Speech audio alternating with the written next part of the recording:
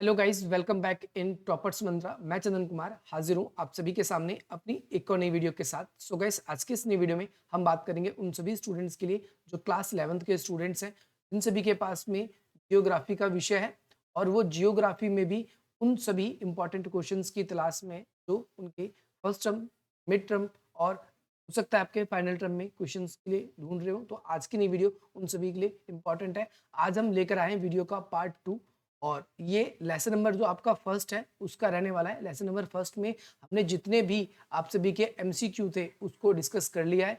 Part 1 की video आप आई button पे क्लिक करके एक्सेस कर सकते हैं और ये पार्ट 2 है। इसके अंदर हम जितने भी आप सभी के 3 मार्क्स के और आपके 5 मार्क्स के क्वेश्चन आपके एग्जाम में बन सकते हैं, उन सभी क्वेश्चनों को हम डिस्कस करेंगे और साथ ही साथ में हम ये भी देखेंगे कि क्या क्या क्वेश्चन आप सभी के एग्जाम में इंपॉर्टेंट है या किस किस तरीके से पूछा जा सकता है। चलिए स्टार्ट करते हैं अपनी इस वीडियो को। फर्स्ट क्वेश्चन आपकी स्क्रीन पर आ चुका है, जिसमें आपसे पूछा गया है कि हिंद महासागर वास्तव में हिंद अर्थात हिंदुस्तान का महासागर है। यानी तो हिंद महासागर को हिंदुस्तान का महासागर कहा गया है, इस कथन को पुष्टि करवा रहा है। पेपर में क्वेश्चन जरूरी नहीं है कि आपसे यही पूछा जाए, नेवर एक्सपेक्ट दिस। आपसे पेपर में इससे अलग तरीके से भी क्वेश्चन पूछा जाता है। जैसे क्वेश्चन ऐसे भी पूछा जाएगा कि किस महासागर का नाम जो है हिंदुस्तान के नाम पर पड़ा है, या फिर उस महासागर की विशेषताओं को बताइए जो भारत के नाम पर या भारत के किसी, आप जैसे हिंदुस्तान वर्ड यूज कर दिया तो उसके नाम पर रखा गया है। तो यहाँ पर इसका आंसर हम सिंपली बताएंगे भारत। आप सभी को बताएं कि यह हमारा प्यारा भारत। आप देख सकते हैं इसमें हम अगर देखें भारत को तो 3 प्रकार के जो समुद्र है या 3 तरह के समुद्र है जो हमें घेरते हैं। अगर हम पूर्व की बात करें तो बे ऑफ बंगाल यानी बंगाल की खाड़ी। अगर हम पश्चिम की बात करते हैं तो अरब सागर जिसे हम अरेबियन सी बोलते हैं।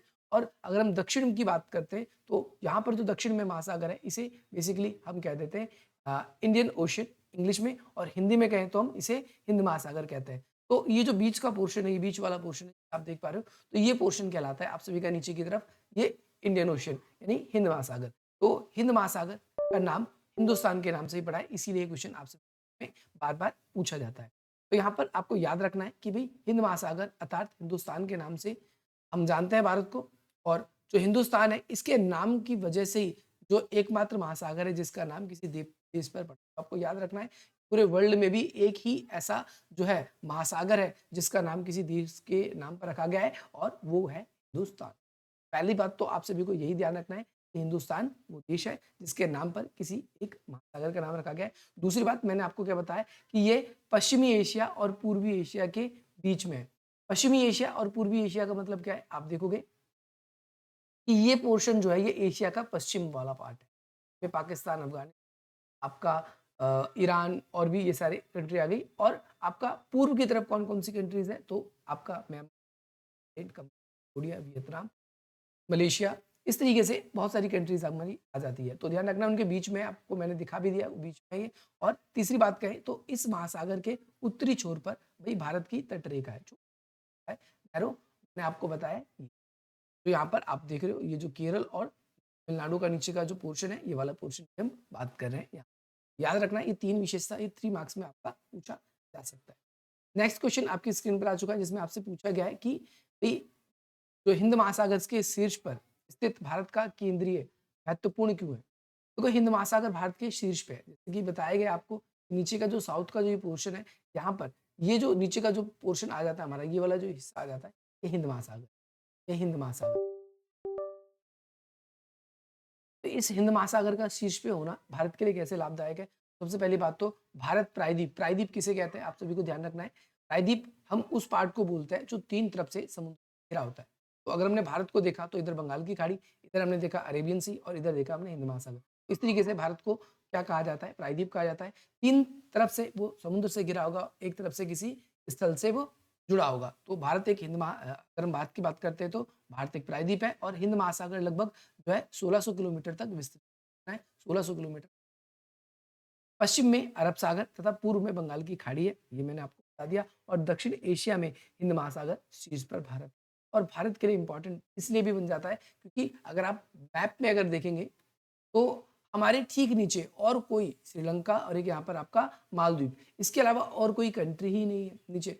तो यहाँ पर कोई और कंट्री नहीं होने की वजह से हम यहाँ पर क्या कर पाते हैं, इजीली फ्रीली जो फिशरीज़ है, जो मछली पालन पकड़ने की बात है या फिर टूरिज़्म को प्रमोट करने की बात है, व्यापार को करने की बात है, इन सब कामों को ईज़िली कर पाते हैं। तो इसीलिए ये हमारे लिए जाती है। इसके अलावा अगर हम ट्रेड करते हैं और हम चाहते हैं कि किसी दूसरी कंट्री से हम अपना संपर्क स्थापित करें, हम दूसरे देशों से हम अपना व्यापार करें, तो उसके लिए यहाँ पर हमारे पास आप देख सकते हो ये कि ये अफ्रीका की कंट्रीज से हम यहाँ पर निकल के ट्रेड कर सकते हैं, हम ऑस्ट्रेलिया से ट्रेड कर सकते हैं, इधर थाईलैंड वगैरह जो हमारे आसियान कंट्रीज हैं, इसके बारे में आप 12th क्लास में पढ़ोगे, तो वहाँ की कंट्रीज से हम ट्रेड कर सकते हैं। यहाँ पर हम साउथ अमेरिका से ट्रेड कर सकते हो, तो ये हमारे लिए काफ़ी एक फ्री और अच्छी अपॉर्चुनिटी मिल जाती है। बाकी सभी देशों से हम अपने संपर्क जो है से बिल्ड कर सकते हैं।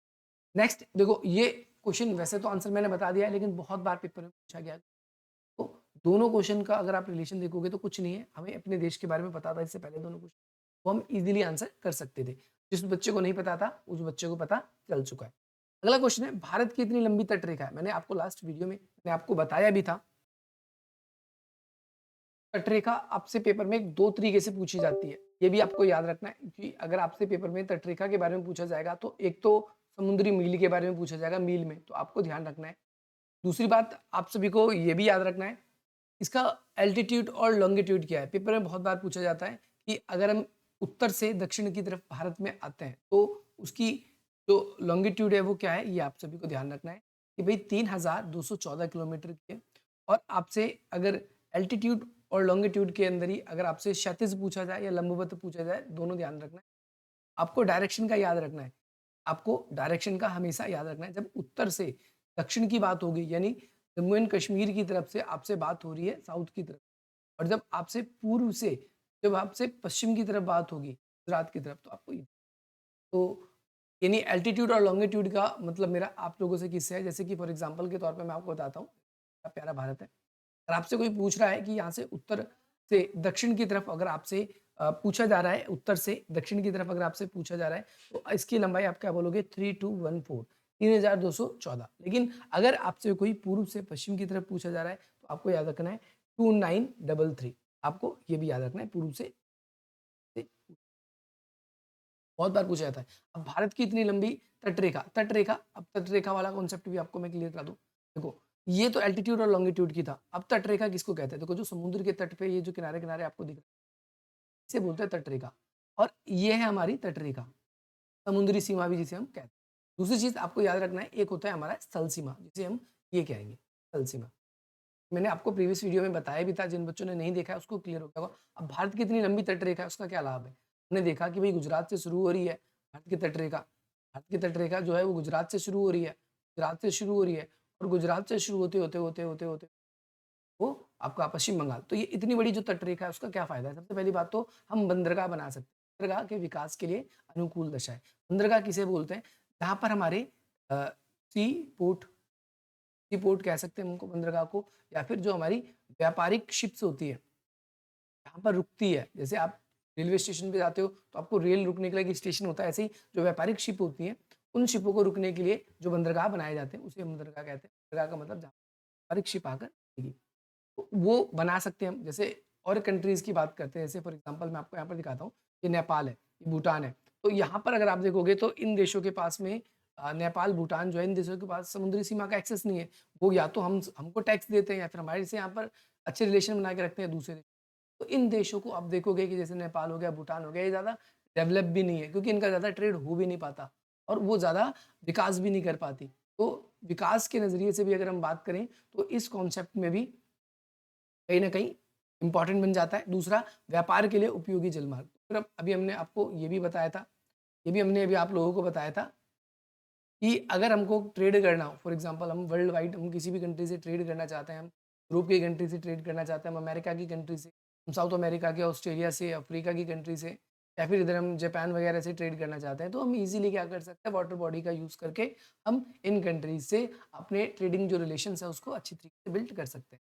अगला अफ्रीका, अब विकसित देश यूरोप वगैरह, इन लोगों से व्यापार कर सकते हैं। अच्छा, इसके अलावा आपको पता है समुद्र के अंदर समुद्री जीव पाए जाते हैं, जैसे मछली वगैरह हो गई, तो उनको हम पकड़ कर, बहुत सारे हमारे यहाँ पर मछुआरे हैं जो क्या करते हैं, समुद्र में मछलियाँ पकड़कर अपना रोजगार का सर्जन करते हैं। तो इस तरीके से हम कह सकते हैं कि उस प्रोस्पेक्टिव में भी इंपॉर्टेंट है ये दो क्वेश्चन, एक तो हिंद महासागर का नाम किस किस देश के नाम से पड़ा है, एक तो ये पूछा जाता है। दूसरा क्वेश्चन आपसे पेपर में बार-बार ये पूछा जाता है, भई भारत की इतनी लंबी तटरेखा है, उसका क्या फ़ायदा है? ये 2 इंपॉर्टेंट क्वेश्चन है, आप सभी को पहली बात अभी तक याद रखना है। नेक्स्ट क्वेश्चन है, उष्णकटिबंधीय जो है सूर्य में प्रचुर मात्रा में मिलने वाली धूप और जो मानसूनी वर्षा करोड़ों भारतवासियों की नियत। देखो, अब इम्पोर्टेंट है, पहली बात तो इसके टर्म को कई बच्चों को समझ ही नहीं आया होगा क्वेश्चन। देखो मानसूनी वर्षा से करोड़ों भारतवासियों को नियत तय होता है। नियति तय होने का मतलब है कि उनका जो व्यवसाय जो है उनका, वो डिपेंड होता है। जैसे जो लोग कृषि करते हैं, उनको फुल्ली रूप से अगर हम बात करें, भारत के अंदर जैसे जब तक वर्षा नहीं पड़ती, क्योंकि आपको पता है वर्षा पानी तो देती ही देती है हमको, लेकिन साथ ही साथ में हमारी जो मौसम है, गर्म से सर्दी का, या फिर उस तरफ या पहले जो हम देखते हैं जून जुलाई से पहले या फिर अप्रैल का मई, जून जुलाई, इस टाइम पे बहुत गर्मी पड़ती है और अगस्त सितंबर आते-आते वो बारिश की वजह से क्या होता है, मौसम धीरे-धीरे ठंडा होना शुरू हो जाता है। तो वो ज्योग्राफिकल कंडीशन भी प्रदान करती है ताकि हम कृषि कर सकें। दूसरी चीज़, उष्ण कटिबंधीय सूर्य प्रचुर मात्रा में मिलने का, हमें धूप मिलने का भी फ़ायदा मिलता है। तो फॉर एग्ज़ाम्पल हमारे जो नॉर्थ की तरफ है जैसे, तो वहाँ पर बहुत ज़्यादा गर्मी पड़ती है, तो उसके लिए भी हमारे देश में अलग-अलग तरह की डाइवर्सिटी है, अलग-अलग तरह की चीज़ें उगाई जाती हैं। वही तापमान और वर्षा, ये दोनों के दोनों जलवायु के मुख्य तत्व हैं और इनका प्रभाव भारत पे पड़ता है। भारत में अलग-अलग प्रकार के जीव-जंतु पाए जाते हैं, जीव-जंतु। भारत में बायोडायवर्सिटी, और ये बायोडायवर्सिटी की जब हम बात करते हैं, तो ये पेड़-पौधों में भी है, पेड़-पौधों के लिए भी उपयुक्त है। अगर हमेशा बारिश पड़ती रहेगी तो हमारे देश में क्या प्रॉब्लम देखने को मिल सकती है, कि भई बहुत ज़्यादा जो खाली लैंड इलाका है हमारा, वहाँ पर पेड़-पौधे उग जाएँगे और पेड़-पौधे उगने का तो जंगल झाड़ बन जाएगा और विकास या अन्य कार्यों को हम जल्दी नहीं कर पाएँगे। लेकिन कई बार हमारे लिए जो फॉर एग्ज़ाम्पल के तौर पे धूप भी होती है, कृषि के लिए अनुकूल दशा हो जाती है, क्योंकि सब कुछ हम बरसात के मौसम में थोड़ी उगा सकते हैं। बहुत सारी चीज़ें हमारी ज़रूरत की ऐसी जो बरसात के मौसम की, तो उसका भारत के लोगों के ऊपर भी प्रभाव पड़ता है, अनुकूल जलवायु हो जाती है। तो आपको ये भी याद रखना है, इसी इसी वजह से जो हमारे जीव-जंतु हैं और जो मानवीय क्रियाकलाप है, उस पे भी प्रभाव पड़ता है। बहुत से लोगों के जो रोज़गार हैं, वो बरसात के टाइम पे छिन जाते हैं, काम हो नहीं पाता, ज़्यादा होती है, ऐसे लोगों को रोज़गार नहीं मिल पाता। तो इसीलिए उष्णकटिबंध में सूर्य की जो धूप मिलती है, उसका भी फ़ायदा है और बरसात में कृषि जो करने वाले लोग हैं, उनको लिए भी फ़ायदा है। इसके अलावा कृषि पर आधारित उद्योग जो हैं, उनसे जुड़े हुए जो लोग हैं, उनके लिए भी फ़ायदा है। कई ऐसे इलाके हैं जहाँ पर देखो हमारे यहाँ पर कृषि में इम्पोर्टेंट फैक्टर की बात करता हूँ।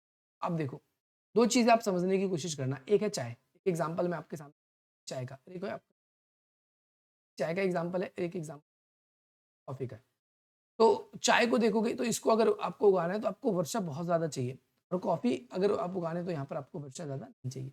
तो अगर हम देखें तो दोनों हमारे देश में उगाया जाता है, प्रचुर मात्रा में उगाया जाता है, जिसमें हम कई अच्छी किस्म की जो कॉफ़ियाँ है वो बाहर निर्यात भी करते हैं, परंतु उगाया जाता है। चाय भी हमारे यहाँ पर बहुत, तो कुल मिला के हम देख सकते हैं कि हमारे देश में जो खेती है उसकी वैरायटी भी ज़्यादा हो जाती है।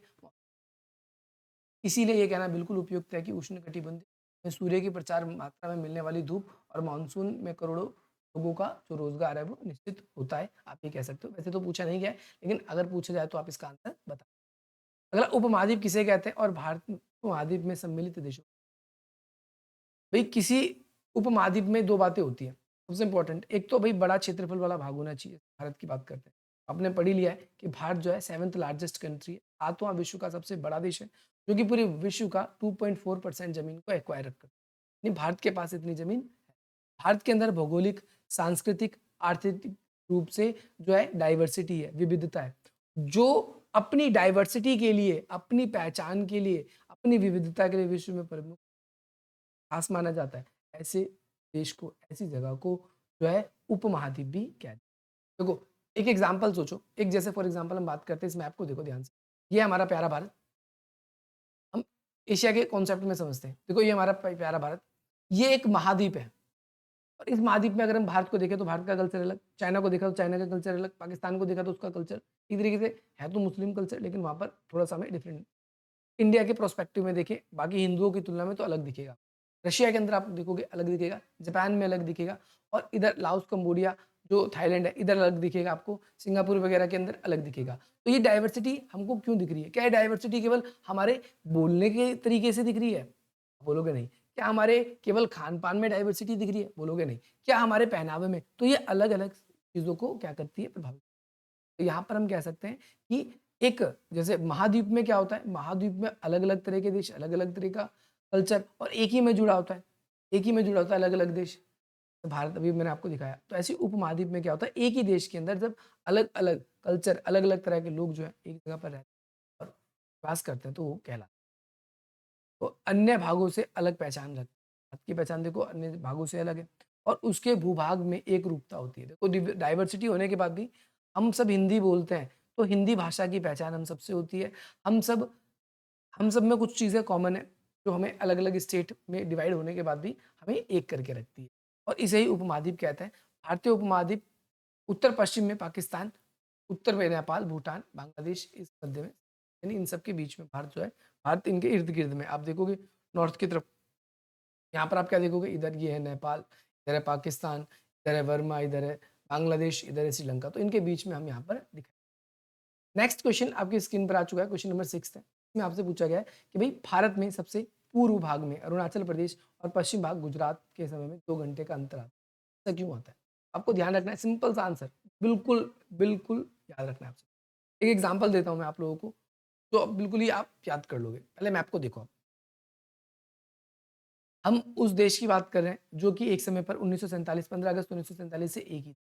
अब बोलोगे एक भारत है और दूसरा एक पाकिस्तान। ये दोनों देश आज वर्तमान समय में अलग-अलग देश बन गए, लेकिन दोनों एक समय पर एक ही ब्रिटिश की कॉलोनीज़ थी। यानी ब्रिटिश की कॉलोनी के अंदर ही कॉलोनियल पार्टी था। हम ब्रिटिश के उपनिवेश थे और अगर हम देखें तो हम दोनों को आज़ादी सेम टाइम पे मिली। लेकिन आप एक चीज़ नोटिस करोगे पाकिस्तान जो है वो अपनी जो है इंडिपेंडेंस डे को वो 14 अगस्त को सेलिब्रेट करता है। वहीं इंडिया की बात करें तो अगस्त को। तो ये कैसे? जब दोनों देश एक ही थे, जो ब्रिटिश इंडिया है कहलाता था। इस भारत के जब 2 टुकड़े किए गए, तो वो अलग-अलग दिन अपना इंडिपेंडेंस सेलिब्रेट उसके पीछे रीज़न आएगा कि आप देखोगे कि अक्षांश और देशांतर 2 रेखाएँ होती हैं। हालाँकि ये काल्पनिक रेखा है, लेकिन ये फिर भी समय को क्या करती है? प्रभावित करती है। देशांतर रेखाओं का फ़र्क है और इसकी वजह से पाकिस्तान एक दिन और भारत एक दिन जो है क्या करता है? स्वतंत्रता दिवस मनाता है। ठीक इसी तरीके से जब हम भारत को देखें, तो भारत के अंदर आपको दिखेगा कि ये गुजरात का इलाका है, इधर आपको अरुणाचल प्रदेश का। आपको पता है, आपने संस्कृत में पढ़ा होगा अरुणाचल प्रदेश यानी अरुण का आँचल। यानी सबसे पहले सूर्य की किरण अगर भारत में कहीं पड़ती है तो अरुणाचल प्रदेश सिटी है और फिर इधर हमको क्या दिखता है गुजरात। गुजरात के अंदर तो 2 घंटे का समय का दोनों के बीच में अंतर आता है। अब यहाँ पर रीज़न आपको ये लिखना है कि अरुणाचल प्रदेश तथा गुजरात के बीच में लगभग 30 डिग्री का अंतर है और आपको मैं एक अलग से मैप दिखाऊँगा, तो जिसके अंदर आप देख पाओगे कि 30 डिग्री का अंतर आने का मतलब है जो है कि आप देखोगे 2933 किलोमीटर का डिस्टेंस है और साथ ही साथ में सूर्य देशांतर पर एक फॉर एग्जांपल सूर्य को एक देशांतर से दूसरे देशांतर पहुंचने में 4 मिनट का समय लगता है। इसीलिए 30 डिग्री की जब हम 4 से मल्टीप्लाई करेंगे तो 120 मिनट। 120 मिनट कह देते तो 2 घंटे। 2 घंटे का फ़र्क इस वजह से आ जाता है। आप लोगों को याद रखना है। अगली चीज़ हैदराबाद में दोपहर का सूर्य कभी भी शिराबिंदु से उत्तर की ओर और कभी दक्षिण की ओर होता है, लेकिन दिल्ली में ऐसा नहीं। सबसे पहली बात तो आपको समझना है कि भाई सूर्य का जो आभासी संकर्ण है कर्क रेखा और मकर रेखा के बीच में होता है। पता है ये हमारा ग्लोब है। तो फॉर एग्जांपल ग्लोब में 2 तरीके की रेखाएँ होती है, एक अक्षांश रेखाएँ होती है, एक देशांतर रेखा, ठीक है? अक्षांश रेखाएँ होती है और एक देशांतर रेखाएँ होती है। इन इन रेखाओं के अंदर कुछ फ़र्क आप लोगों को नज़र ज़रूर आएगा।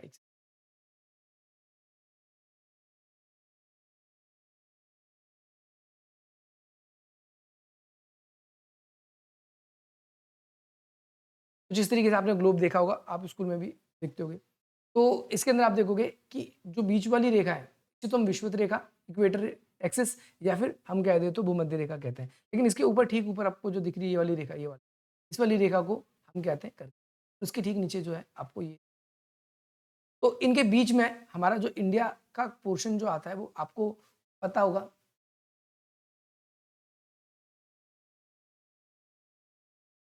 पहली बात तो ये जो रेखा बीच में से आ रही है, कोई भी बच्चा ये नहीं सोचेगा कि ये भूमध्य रेखा है या आपका विषुवत रेखा है। ये पहली बात तो कर्क रेखा है। को ये याद रखना है। कितने स्टेट से गुजरती है मुझे कमेंट करके आप बताओ जल्दी से। और यहाँ पर इनके बीच में और हैदराबाद में कर्क रेखा जो है दक्षिण में स्थित है, इसीलिए यहाँ सूर्य 2 बार शिराबिंदु, एक तो उन्नयन और एक अवनमन जो कोण होता है प्रांगण बोल देते हम, उसकी वजह से होता है। इस वजह से हम कर्क रेखा के नज़दीक होते हैं उस समय। आप सिंपली बात मैं आप लोगों को कहूँ, और दिल्ली जो है उससे दूर रहती है उस समय। इस वजह से कर्क रेखा पे उपस्थित ना होने की वजह से जो सूर्य का शिरा बिंदु जो है हमारा दक्षिण में रहता है, लेकिन वहाँ पर हमें 2 बारी लगता है कि एक बार दक्षिण की तरफ और एक बार उत्तर की तरफ मिलता है। अच्छा, अभी मैंने आपको बताया था कि India is the 7th largest country, 7वें नंबर पे आता है। आपसे ये भी पूछा जा सकता है पहले नंबर पे तो रशिया। आपको पता है रूस का जो अधिकतर पार्ट है वो यूरोप में भी है और एशिया में भी है। इसीलिए इस जो पोर्शन दोनों में मिलता है उसे यूरेशिया कहते हैं। दूसरे नंबर पे चाइना जो होता है, तीसरे नंबर पे आपका कनाडा है, चौथे नंबर पे USA, united state of America, 5वें नंबर पे आपका ऑस्ट्रेलिया, छठे नंबर पे आपका ब्राज़ील और 7वें नंबर पे हमारा भारत, इंडिया। अब आप बोलोगे कि अगर जब हम वर्ल्ड मैप को देखते हैं, तो ऐसा लगता है, ऐसा हमको आभास होता है कि हमारा इंडिया जो है, ये शायद बड़ा है। परंतु आप यहाँ पर देखोगे तो आप सभी कंट्रीज़ को यहाँ पर ईज़िली क्या कर समझ पाओगे। ये सारी की सारी कंट्रीज़ थी, इसके बारे में मैंने आपके सामने डिस्कस कर दिया। अच्छा, अब यहाँ पर एक ये भी इम्पोर्टेंट है। क्यों इम्पोर्टेंट है? 2 प्रोस्पेक्टिव में इम्पोर्टेंट है, एक मैप के लिए और दूसरा एमसीक्यू के लिए। तो मैं लास्ट वीडियो में नहीं बता पाया, फिर भी मैं बता देता हूँ इस जगह से। आपको ये तो बताया था मैंने 28 स्टेट्स हैं, 8 केंद्र शासित प्रदेश हैं और इनकी जो आपकी कैपिटल्स हैं, यानी राजधानियाँ हैं, ये आपको याद रखनी है। पेपर में बहुत बार मैप में भी आता है, डायरेक्टली नाम दे देगा और आपका एमसीक्यू में मैचिंग करने में आ जाता है या फिर बोल देगा इसकी राजधानी कौन-सी है, ऐसे पहचानिए। आपको ये नाम याद रखना है। तो असम है, उसका दिसपुर है, आंध्र प्रदेश जो है उसका अमरावती है, बिहार की पटना, छत्तीसगढ़ का रायपुर, इस तरीके से ये पूरा का पूरा है। आप इसका स्क्रीनशॉट लेना चाहो तो स्क्रीनशॉट ले सकते हो, नहीं तो आप यहाँ पर से इसको पूरा का पूरा लर्न करेंगे। इसके बाद में जिस तरीके से भारत में आपको पता है कि 28 राज्य हैं, उसी तरीके से यूटी भी है, यूनियन टेरिटरीज़ यानी 8 हैं। आपको सबकी राजधानियाँ पता होनी चाहिए। आपसे क्वेश्चन अलग से पूछा जाएगा, सबसे नया जो है वो कौन-सा केंद्र शासित की राजधानी स्पेशली आपको याद करनी है। इसके बाद में आ जाएगा आपका नया, जो कि हम एक अनदर वीडियो में डिस्कस। तो यहाँ पर आपको ये वीडियो पसंद आई है तो आप इसे लाइक करें, अधिक मित्रों तक शेयर करें। मिलते हैं हम आपसे फिर से अपनी अगली वीडियो में।